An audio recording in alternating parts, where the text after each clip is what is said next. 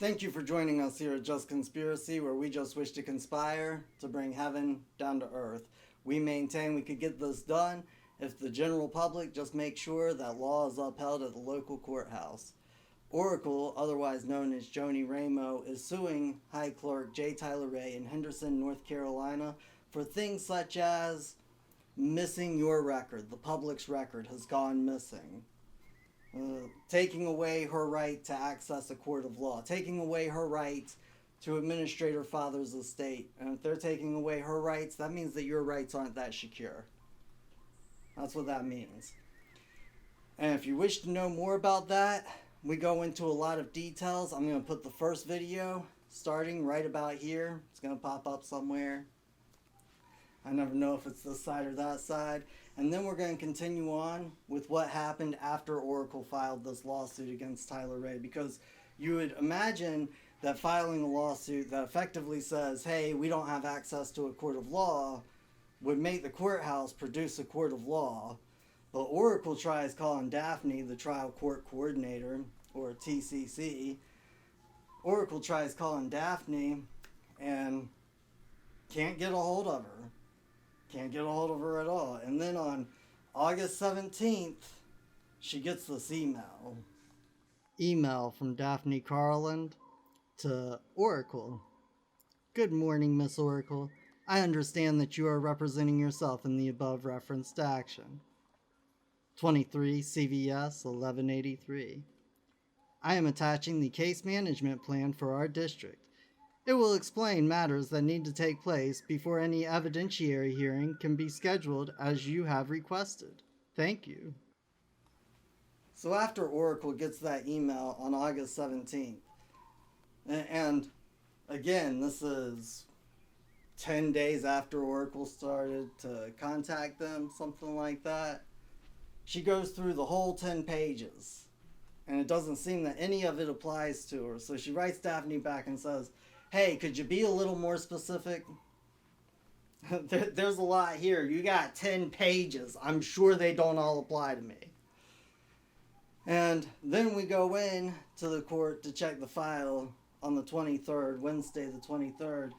And this is what we talked about in the last video, where we saw they filed the verification of service in the wrong file. It was not in the CVS 1183 file. It was filed in a case that Joni has absolutely no name on. In fact, the court has been telling her for the last year she can't do anything or file or move that case at all. It's Henry's.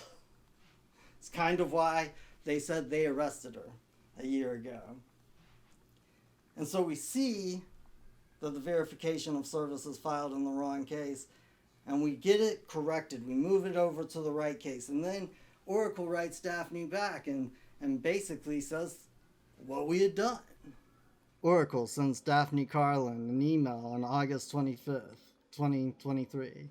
Hello, Miss Daphne Carlin, Superior Court Trial Court Coordinator, TCC.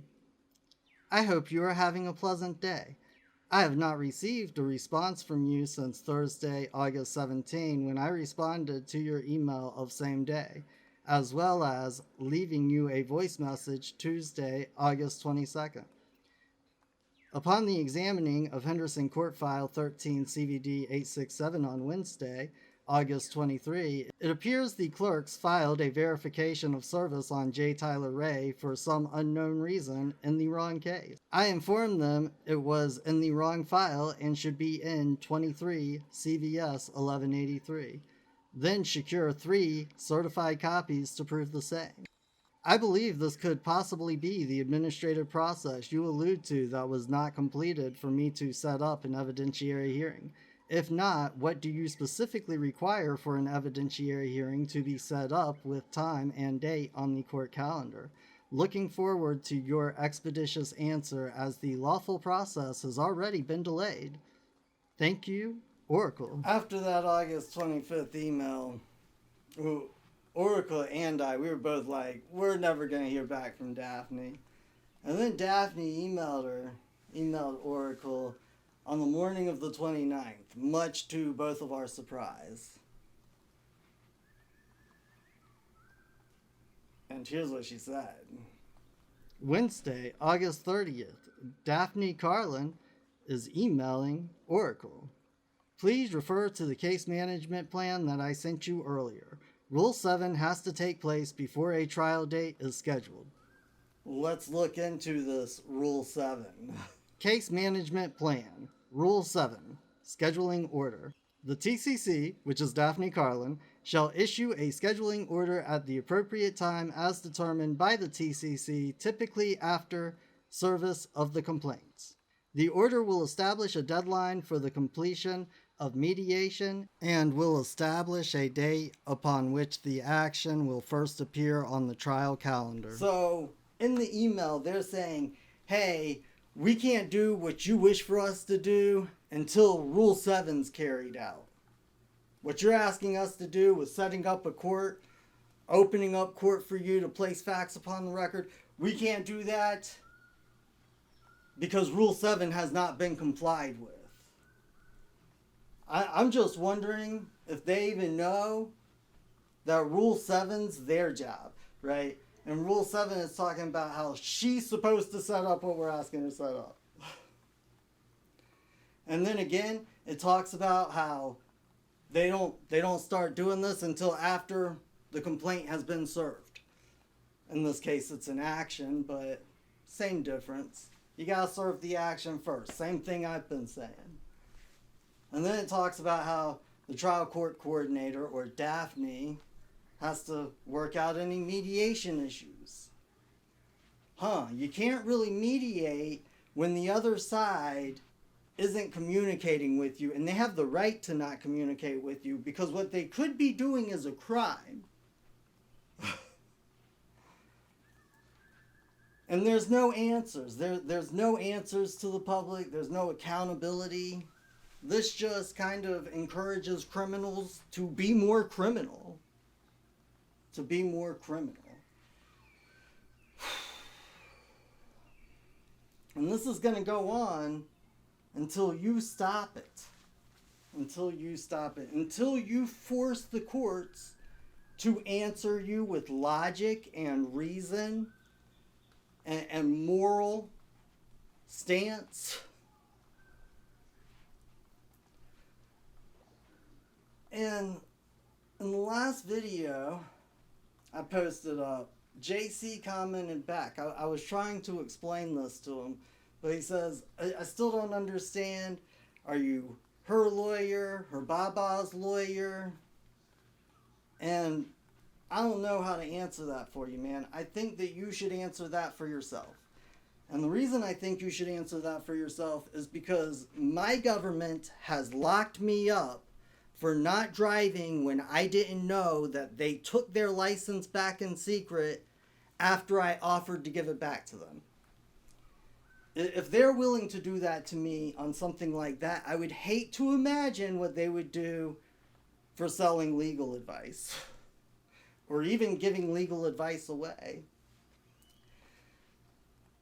I leave it to your discretion whether I am a lawyer, but do not call me an attorney.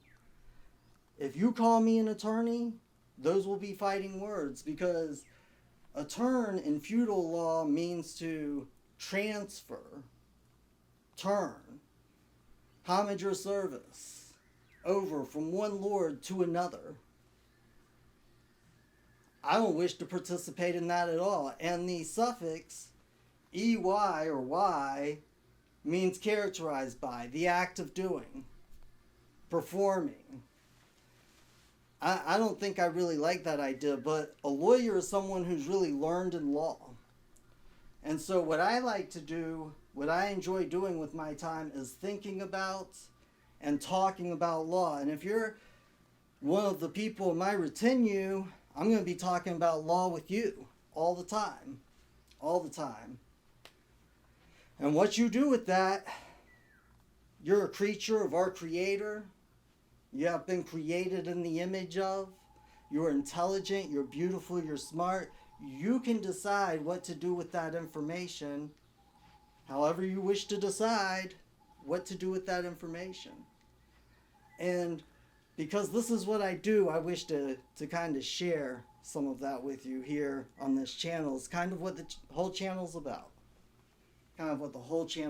So we're going to read through some case law, and the whole reason we're doing this is because the only reason I could see in law that the courthouse could give for not holding a hearing is because there's no notary witnessing the verification of service. Now, I'm going to argue there shouldn't have to be one. There should not have to be one, and that is actually not the way that law works. That is the way that their administration works. So let's get right into it. Appellate Court, California, 1946. Collick testified that at the time of the service he was the duly elected constable of Mott Township, that he served on Mr. and Mrs. Smith in said township the original of the certified copy of summons that was shown to him in court. He also testified that said defendants who were then seated in the courtroom were the persons he had so served. This is coming from California, 1946. And back then, it was challenged. Hey, I wasn't properly served. What'd they do? What was the proper procedure? Oh, let's go get the man who served them. Let's pull him into court. Sir, can you identify who you served? Yep, it was that one and that one. I see him right there at the defendant's table. I served him. Because this is the way it has been done since time immemorial. When they talk about proof of service, well, the proof has to appear on the record of the court. So since time immemorial, whenever the sheriff came back, whenever the constable came back, they came back and said, hey, we gotta convene court. Let's open court. I just served that man. We gotta put the facts upon the record. And then he would verify the facts upon the record, and that would be proof of service. And you want to know how I can basically prove to you, anybody who has kind of a logical, intelligent mind, knows pretty much a lot about history, how I know that is the case, and you do too? Because being literate was not always as common as it is today. Throughout most of history, the people who would have acted as sheriff or constable, they probably and might not have been able to read and write. So they definitely weren't coming back to the court and writing up their statement. That was the clergy's job. That was the clerk's job. It was only their job to go in and verify what had been done in law. It is the fact of service and not the proof of service which determines the validity or invalidity of a judgment. The law is well settled that a defective return of service or process does not render the judgment void, provided the service was actually made as required by the statute upon the proper person. It is the actual service of process rather than the mere proof thereof which confers jurisdiction on the court, and an amended affidavit of service may be filed to support the validity of judgment which is rendered by default. Here's what it's saying. The statute only tells you how the person is to be served. If that process is carried out on how they're to be served, if that's carried out appropriately, it doesn't matter any other defect in the paperwork. You can change all of that stuff. It's just legal. It doesn't have anything to do with law. It's just the constructive formality that we all go through to agree upon what is lawful. What is lawful? This comes from the Supreme Court of Florida, 1959. And I hope you see how they change what's going on. Supreme Court of Florida, 1959. This court has said that the real purpose of the service of summons is to give proper notice to the defendant in the case that he is answerable to the claim of plaintiff. The real purpose of the service, whatever that Latin means, the real purpose of the service is to give the wrongdoer notice. Hey, I'm suing you. Your time to answer, the clock starts now. That's the entire point of the notice. That's why it has to be there, is because It upholds the defendant's rights. It upholds the defendant's rights. But it doesn't matter when it happened, just that it happened. And the reason you're doing this is so that you can vest jurisdiction in the court entertaining the controversy. It's your jurisdiction. You're vesting it with that court. The court doesn't have just ultimate jurisdiction to do whatever it wishes because Baba goes and sues all of the trust and his ex-wife. That doesn't give the court the jurisdiction to take from one defendant a trust that Henry is suing and give it to another defendant, the ex-wife. That's not the way law works. Because that's not just. It's not doing justice. It's producing injustice. The court doesn't have the jurisdiction. You're vesting your jurisdiction. And that's called standing. A summons regularly served as required by the statute or rules gives the court jurisdiction of the person of the defendant. That used to be law. The word right there used to be law. And the reason you know that is because they have it in brackets, the word statutes and rules, which means that doesn't appear in the actual writing. They're just trying to explain what was there. And this case was in 1849. 1849. They didn't have the codes and the statutes. They didn't have the rules of administrative procedure telling them what to do. They just had the law, and it was common. Everybody knew it. It was said that it is the service of the writ and not the sheriff's return which gives the court jurisdiction over the defendant. As noted above, it is established in the jurisprudence of this state and by Rule 1.3c, supra, that jurisdiction over the person of the defendant who has been validly served with process is not lost by reason of the fact that the officer serving the same has made a defective return or even if he has failed to make any proof of service. The conclusion is inevitable that jurisdiction over the person of the defendant actually and validly served with process, which was subsequently lost or destroyed, would merely lie dormant until such time as proper proof of service is made and the lost summons reestablished as a record of the court. It is universally so held in other jurisdictions in which a statute or rule does not specifically provide to the contrary. They tell you it's the service of the writ that gets the jurisdiction, not the return of the process. They even had rules saying the same because this was a long time ago and they were just putting them down in rule forms so that they could alter them. They would have jurisdiction over them. They don't have jurisdiction over law. That's my man's up there, right? He created that, proved and copywritten. and they say that this is the rule, this is the law and how it applies unless a statute or a rule has abrogated it, right? But then they go on to say, it might be noted that the same reasoning is equally applicable to a situation in which the officer fails to file his return within the time specified by statute or rule. And then they go on to say that even if the rule or the statute is applied, it doesn't matter because the law is superior to the rule or the statute. Because it has been time immemorially received, right? Time immemorially received, and it deals with your natural justice and principles of freedom. This comes out of the Supreme Court of Oregon, 2005. We agree with the defendant that plaintiff had the burden of production. The burden of coming forward with the jurisdictional facts lies upon the party asserting jurisdiction. That burden extends to the facts relating to the sufficiency of service. This is an initialed receipt, initialed by Christy, the assistant clerk. I have video footage of the service. I have receipts of the service.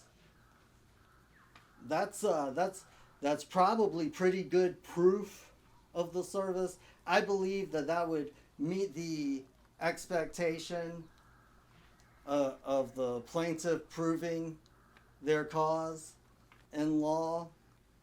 And if that were to be questioned, you would have to open up for an evidentiary hearing. Okay? And the reason why this is important is because the whole point of them saying, oh, it's not a notarized document, what they're saying is that it's not a sworn to document, it's not a verified document.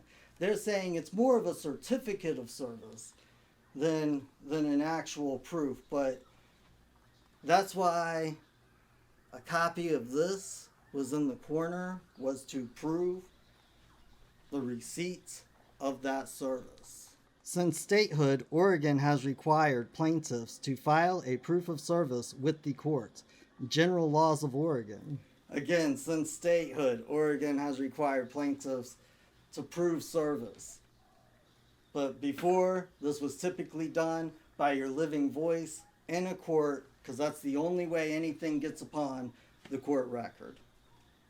That's the only way anything gets upon the court record, is by a man or a woman sitting up on the witness stand verifying with the living voice what had happened to life, not death.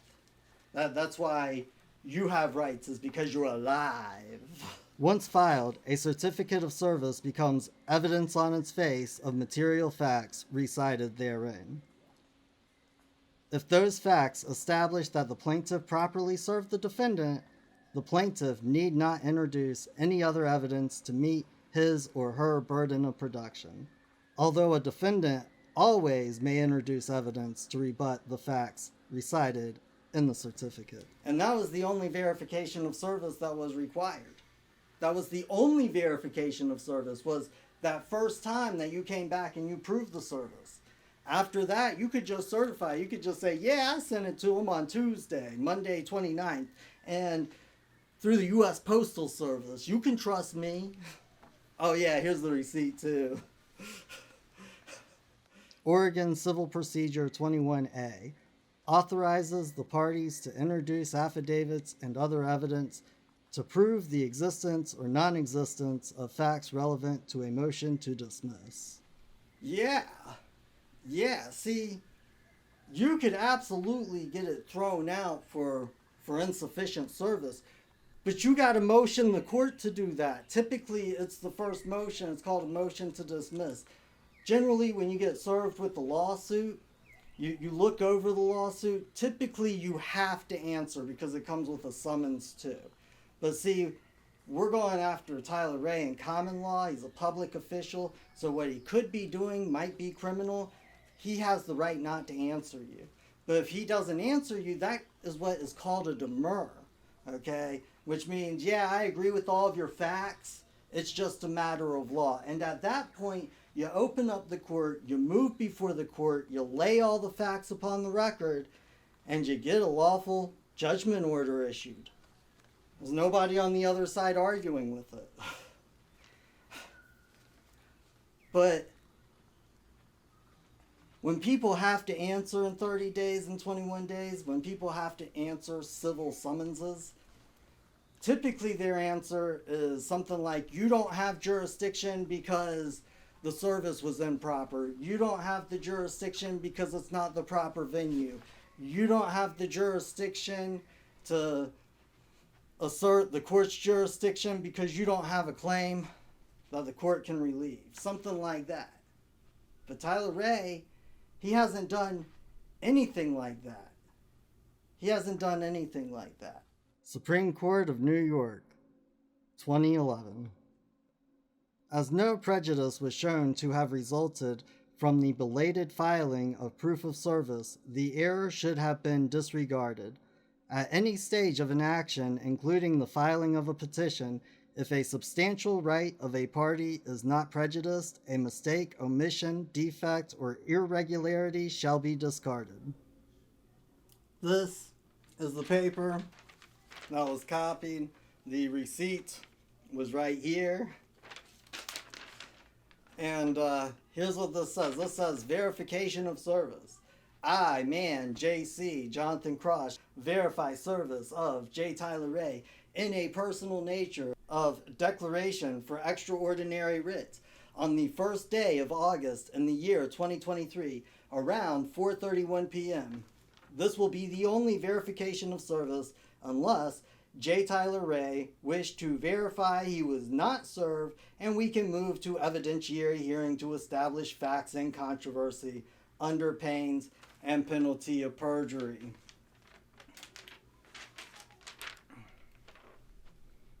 Oracle has a right to access the court.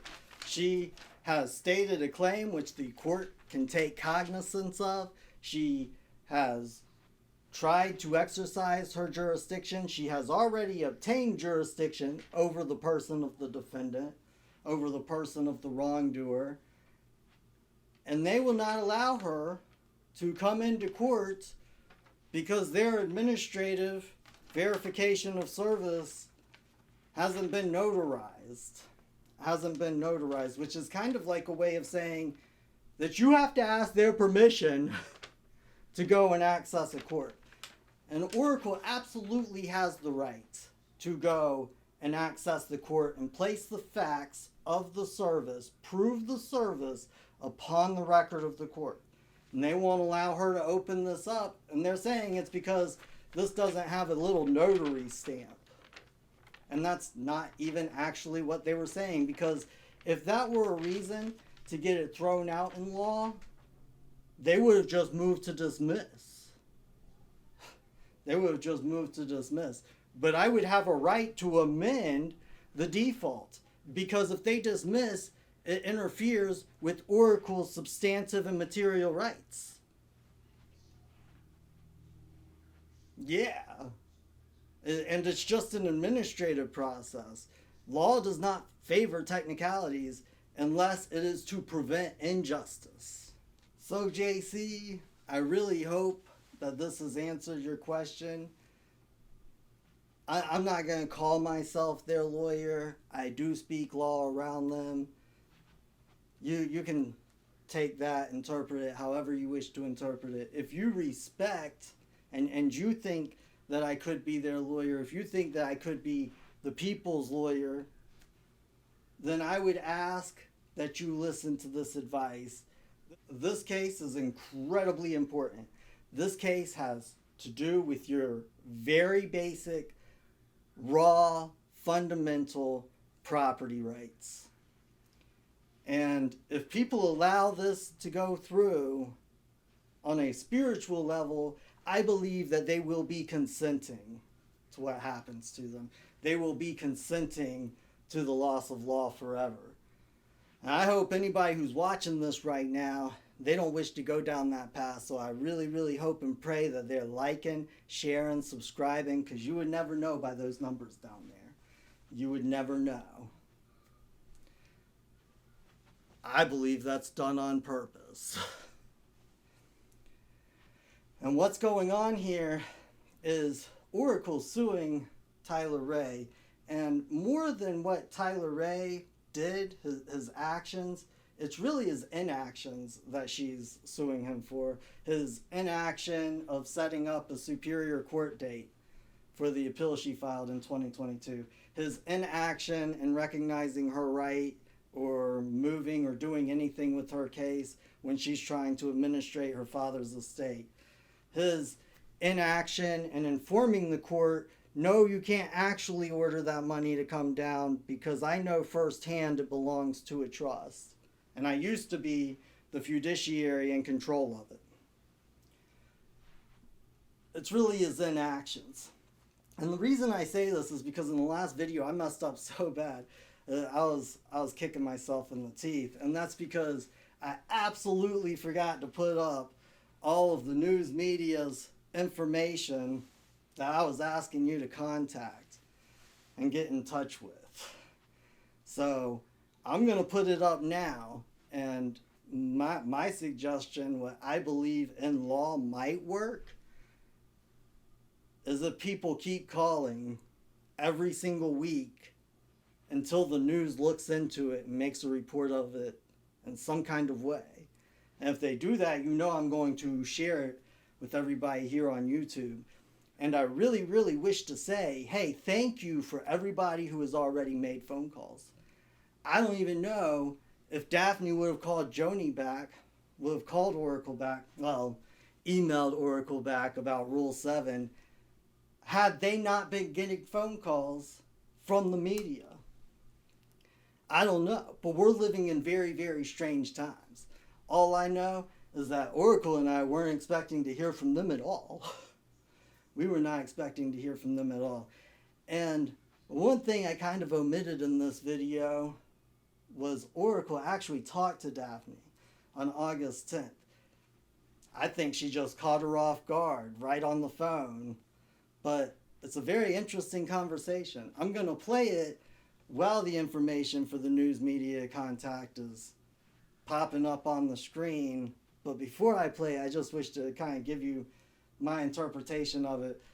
She acts like she doesn't know about the case file 231183 CVS, but on the other hand, she also kind of is like, oh, well, that's not even an issue because they moved the estate file.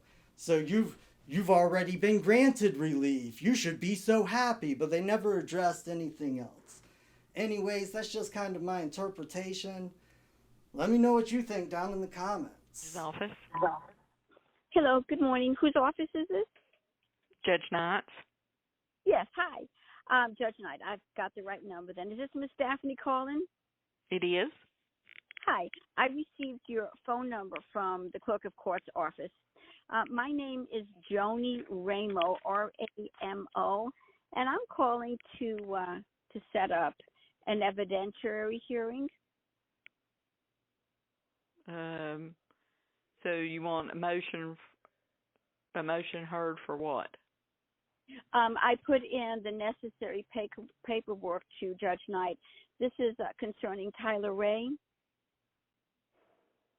Okay. I'll spell his last name. It's R-A-M-O, Joni, and this is concerning also issues with my dad, Henry Ramo, R-A-M-O. Okay. So have you filed a lawsuit with the clerk's office? Yes, ma'am, I certainly did. Okay. I think that's the case that's being transferred or already has been transferred to Superior Court. I mean, to Transylvania County. Yes, ma'am. But the clerk, yeah. Yes, and I've already spoken to the head clerk there, and she's been very helpful. That's concerning my letter of testamentary or letter of administration. This is different. This is concerning Tyler Ray. Well, you need to send me what it is that you've filed. Have you filed that with the clerk? Yes, I certainly have. Okay. What's your file number? That is a good question. I'm not sure the file number that they gave me. I didn't see it on the last paperwork. It would be under the name of Ramo, R-A-M-O, Joni, J-O-N-I. Okay. Let's see. They should have gave you a CVS number. CVS? Uh-huh. V as in Victor. I don't have that here. I'm looking. I don't see that here on this paperwork. They've certainly accepted it and stamped it in. So. Right. Okay. May I leave you my phone number? Okay. And that way you can get back to me. It's 8280. And that's the cell and text number. Okay. All right. Well, I'll check on it, and I'll get back in touch with you. I certainly appreciate it. Thank you. You're welcome. Have a good day. You're welcome. You too. Bye-bye. Bye-bye. Absolutely crazy, right? Absolutely crazy. These people, they're insane. Let me tell you what happened with that. See, Tyler Ray had been saying for at least a week that he had a conflict of interest. That's kind of what this whole thing is about. He couldn't do anything, and he didn't make this notice. He didn't make this motion to move the courts to recuse himself from the case with cause, and then as soon as that lawsuit goes in, he files this paperwork, and within 24 hours, no notice going to Oracle, no notice going to the one who actually opened the case and is moving it. There's no right to an adversarial position in that, and he goes ahead and tries to make it look like he's doing his job within 24 hours, and here it is over a month later, and Oracle cannot even get them to open up the court so she can place some facts upon it. What Oracle is accusing them of is taking away her right to access a court of law. The only persons in a society who have never had the right to access a court of law have been slaves. Think about that. We are just conspiracy, and we just wish to bring heaven down to earth. One world, love, and peace.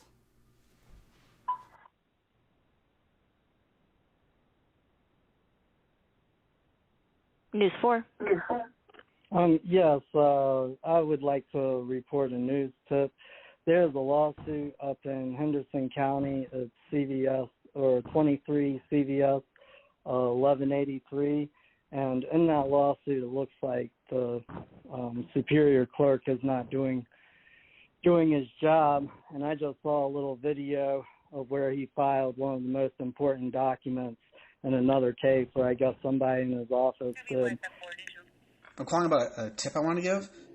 Just calling to see if you'd had any leads or ambitions toward a story about a court case, a recent court case over there in Hendersonville. So I got the case number for you here. That's going up in Henderson County. It's 23 CVS 1183. It's 23 CVS, as in Charlie Victor Sierra 1183. Yeah, we actually had someone call about this yesterday. I've already passed it along to our news team.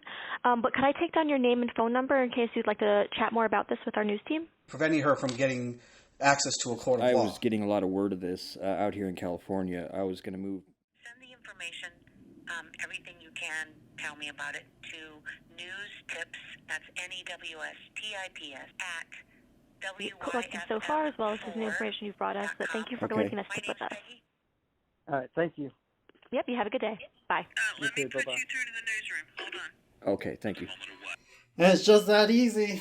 It's just that easy to secure your rights and the rights of your posterity, but you got to start working on it now. He who does not exercise his rights has none. And if we don't claim that we can claim rights and we don't uphold each other's rights when our brothers and sisters are claiming rights, then we don't have them. We don't have them. Call the news, tell them, hey, I wish to see what's going on with that. Is this woman going to get a court of law? Is the public ever going to get an answer? Let me know. Let me know when I see it on TV. We are just conspiracy, and we just wish to conspire to bring heaven down to earth.